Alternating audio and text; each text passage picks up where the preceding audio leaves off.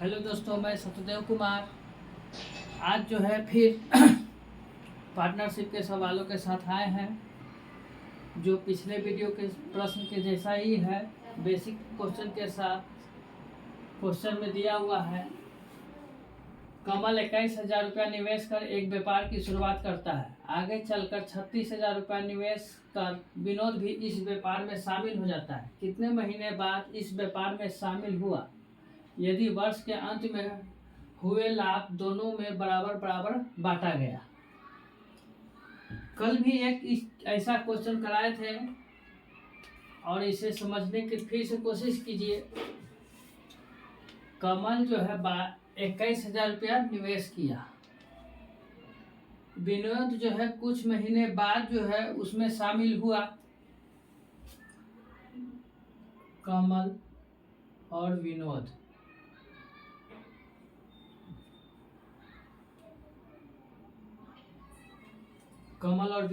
दो व्यक्ति है। कमल जो है 21,000 रुपया और विनोद जो है 36,000 रुपया लगाया, लेकिन विनोद का कुछ महीने बाद जो है उसमें निवेश किया। तो कितने महीने बाद व्यापार में शामिल हुआ ये बताना है। विनोद जो है कितने महीने बाद व्यापार में शामिल हुआ, तो उसका तो मालूम नहीं है, तो इसका x कर दिए। और ये जो है 12 महीना तक, कमल जो है 12 महीना तक लगा रहा और बोला गया कि दोनों को प्रॉफिट जो है एक एक है, यानी बराबर है। तो बराबर है तो दोनों को बराबर कर दिया। अब यहां से काटिए, 3 0 से 3 0, 12 से काटेंगे 3 बार में, 3 से काटेंगे इसको 7 बार में, तो x बराबर कितना आ गया? 7 महीना। लेकिन ये 7 महीना जो है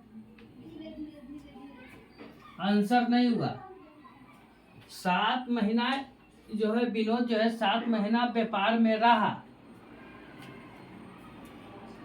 व्यापार में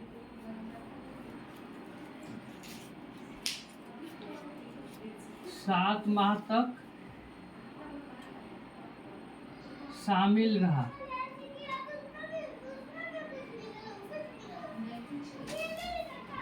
ये जो है 7 महीना तक व्यापार में शामिल रहा। ये जो है x का मान निकला, ये हुआ 7 महीना तक शामिल रहा। अब देखिए दूसरा जो हमारा जो प्रश्न पूछा गया है कि कितने माह बाद, तो जब भी x का वैल्यू निकलेगा वो व्यापार में शामिल रहा। अब कितने माह बाद, तो जो है देखिए 12 में से जितना क्या दिया रहे, 12 महीना दिया रहा, साल का दिया रहता 12 महीना, अगर कितने और के दिया रहता तो उसमें से माइनस करते। मान लें कि 18 महीना का दिया रहता तो 18 में से 7 घटाते। तो देखिए 12 में से 7 गया, 5 माह। 5 माह बाद जो है वो व्यापार में शामिल हुआ। 5 माह बाद व्यापार में शामिल हुआ। इसमें 2 प्रश्न बनते। अगर पूछा जाता कि व्यापार में कितने माह के लिए शामिल रहा, तो 7 माह के लिए, और कितने माह बाद, तो 5 माह बाद व्यापार में शामिल हुआ। अब सेकंड सवाल है, ए और बी एक व्यापार शुरू करते हैं और 12:11 के अनुपात में निवेश करते हैं। उनके द्वारा प्राप्त वार्षिक लाभ का अनुपात 4:1 है। यदि ए ने 11 महीने के लिए निवेश किया तो बी ने कितने महीने के लिए निवेश किया? अब देखिए सवाल सेम टू सेम है और यहाँ प्रश्न पूछने का ढंग बदल दिया। जो इस प्रश्न का 2 गो है वही सवाल में से छिपा हुआ है। फिर समझिए, मैं बता रहा हूं, ए और बी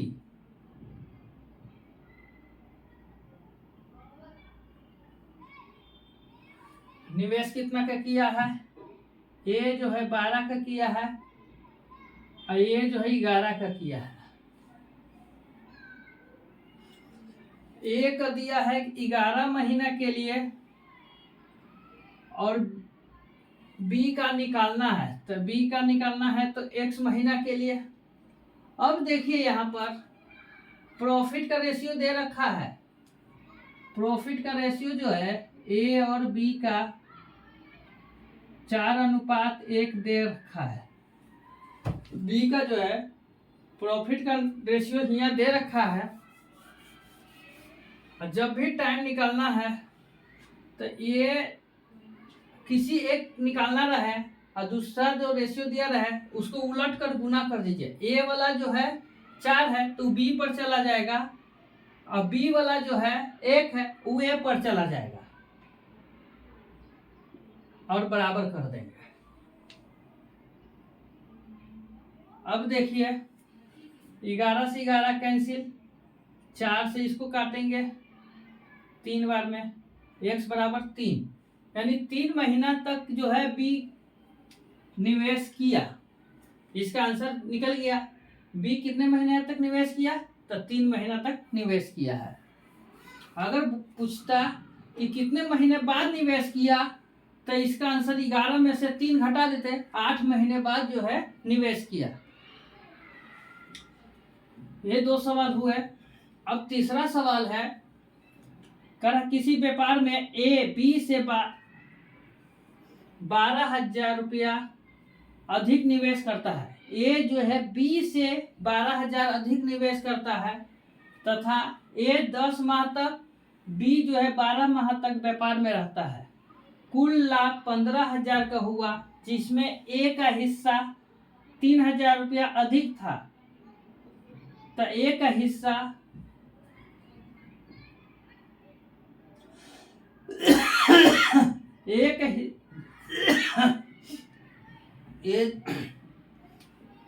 ये लाइन जो है 2 बार लिखा गया है।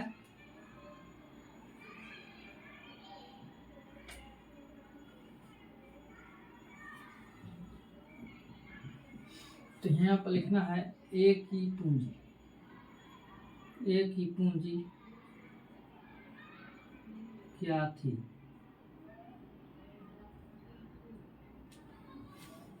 देखिए किसी व्यापार में ए जो है बी से 12,000 अधिक निवेश करता है।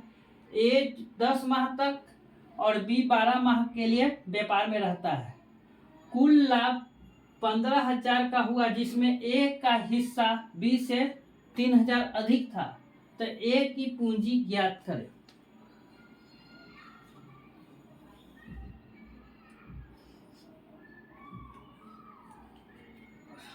तो देखिए इसमें फॉर्मूला में क्या था कि P बराबर I इंटू टी।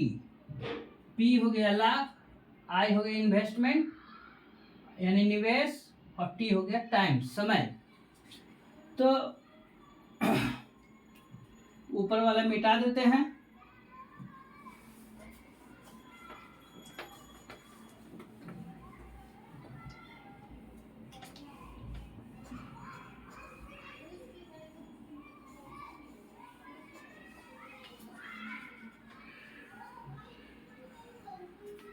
ये जो है तो देखिए कुल लाभ जो है 15,000 है जिसमें ए को कितना 3,000 अधिक था। तो ए और बी का लाभ कैसे निकालेंगे। ए को 3,000 अधिक है तो समझने की बात है 3,000 पहले निकाल दीजिए 15,000 में से, तो कितना बचा 12,000 और 2 आदमी के बीच बांटना है। 12,000 को दो आदमी के बीच बांटना है तो प्रत्येक दोनों आदमी को 6,000 रुपया मिलेगा। लेकिन यहाँ बोला गया है कि ए को बी से 3,000 अधिक, तो बी को 6,000 मिला और ए को भी 6,000, लेकिन बोला गया ए को 3,000 अधिक, यानी 6×3 9,000 रुपया अधिक मिलेगा। तो यहाँ पर जो है प्रॉफिट का रेशियो कितना आ जाएगा, ए का जो है और बी, ए को मिला 9,000 रुपया और बी को मिला 6,000 रुपया। तो इसको काटेंगे 3 जीरो से 3 जीरो, 3 से काटेंगे 3 बार में और 3 से काटेंगे 2 बार में। तो हमारा प्रॉफिट की रेशियो निकल गया। अच्छा, फिर देखिए प्रॉफिट के रेशियो निकाल दिए। अब जो है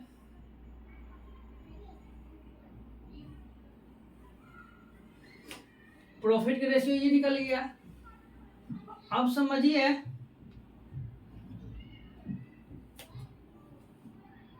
तो P बराबर जो है हमको प्रॉफिट दिया हुआ है और T दिया हुआ है। P और T दिया हुआ है, इन्वेस्टमेंट निकालना है। तो इन्वेस्टमेंट बराबर I बराबर क्या हो जाएगा? I बराबर होगा P बाई T। I बराबर होगा P बाई T। तो देखिए यहाँ जो है इन्वेस्टमेंट बराबर क्या हो जाएगा? P बटा T।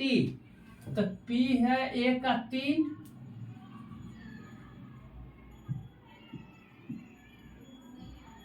यहाँ 3 हो गया, यहाँ 2 हो गया। और T कितना है? देखिए A के लिए 10 माह और B के लिए 12 माह। B के लिए जो है 12 माह है। इसको काटेंगे 2 से तो 6 बार, फिर 2 से काटेंगे तो 3 बार, 2 से काटेंगे 5 बार। अब तिरछा तिरछी गुना हो जाएगा। तो यहाँ हो गया 9 और ये हो गया 5। अब देखिए इन्वेस्टमेंट पे यहाँ दोनों में अंतर कितना का है? 12,000 का। तो A की पूंजी पूछ रहा है, तो A की पूंजी निकालना है। यहाँ अंतर कितना का है? 12,000 का। और यहाँ पर अंतर कितना का है? 4 का। A के पूछा गया है तो 9 से, तो 4 से काटेंगे 3 बार में, 9 तिया 27 और 3 जीरो 27,000 रुपया A की पूंजी है। अगर कुल पूछता तो 14 से गुना करते, 9 5 14 से गुना करना पड़ता। फिर से समझने की कोशिश कीजिए। पहले प्रॉफिट जो है, कुल प्रॉफिट 15,000 है, जिसमें A का 3,000 रुपया है। 15,000 में A का 3,000 रुपया अधिक है, तो वो 15,000 में से 3,000 निकाल दिए, बाकी बचा 12,000। 12,000 को 2 हिस्सा में बांट दीजिए तो 6,000 मिलेगा। लेकिन A को 3,000 अधिक मिला है, तो A 6 मिला, A को 3,000 अधिक तो 9,000 और B को 6,000। तो ये P का रेशियो जो है 9 और 6 में किया तो 3:2 आ गया। और उसका जो है समय दे रखा है, A 10 महीना के लिए इन्वेस्ट कर रहा है, B 12 महीने के लिए इन्वेस्ट कर रहा है। फिर जो है हमको जो P और T दे रखा है, तो इन्वेस्टमेंट का रेशियो बराबर क्या आएगा? तो P बाई T कर दिया। तो P जो है 3 और 2 था और T जो है 10-12 था। तो काटने के बाद हमारा 9:4 आ गया, 5 आया। दोनों में अंतर है 4 का। यहाँ पर इन्वेस्टमेंट में अंतर है 12,000 का। तो 12,000 का तुलना 4 से A के निकालना है तो 9 से। तो कटने के बाद जो है 27,000 रुपया A का इन्वेस्टमेंट आया। आज के लिए यहीं तक। इसमें किसी भी प्रकार का डाउट हो तो कमेंट जरूर करें। धन्यवाद।